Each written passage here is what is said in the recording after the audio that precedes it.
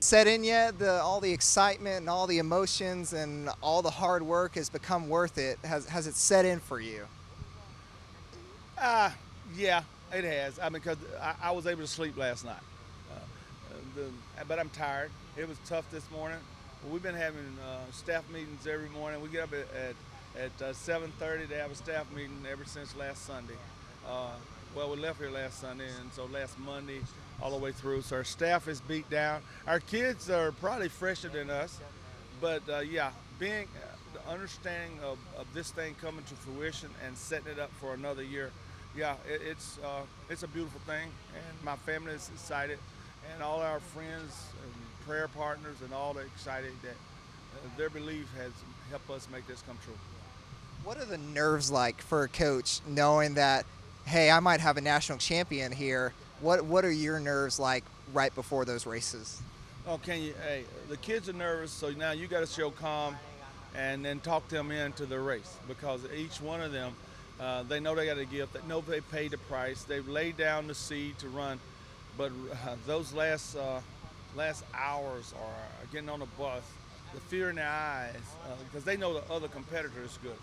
You got to talk them into it, and as you're walking by and you're watching them, and they're telling the trainers things are hurting and my stomach is hurt and those things, then you got to be the person that the trainers tell you that this is how they're feeling. Then you got to talk them in that everybody feels the way you feel, and you got to be aware of those things because the person that doesn't do that ends up having someone not win a national title. So our staff, from the trainers to the massage, stayed in communication so that when we have our meeting, we know how each one of our kids is feeling outside the coaches because they'll tell the coaches some things differently than what they'll tell the trainer. And we had our academic counselor that was there that's with them in that setting.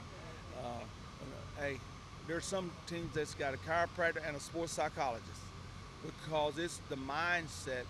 You got to know how the athlete thinks such that you can get them out of their fears and out of their own way. And those pre-race speeches, do you have to really give a big rah-rah speech, or is a national champion the type of person that they come in knowing they can do this? They come in knowing, but they still got to have a rah rah on. You've paid a price. If you pay, you got a gift. It's a blessing. You have an obligation to your mother and your father and the coaches that's paid a price into you.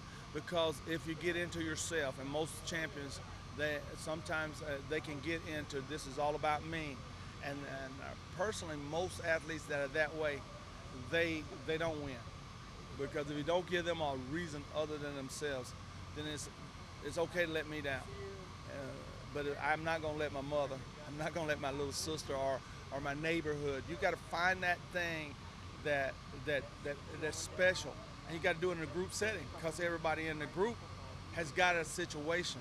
It's either an academic counselor or someone that a grandmother, someone that was involved in their lives longer than this 3 or 4 years that we're involved, because we can win them for a moment, 3 years, but for a championship moment out there on that line, we got to call on all of the energy and their psyche, the things that the fear comes up when they're walking to that line and they got 100 meters to walk before they line them up and shoot the gun.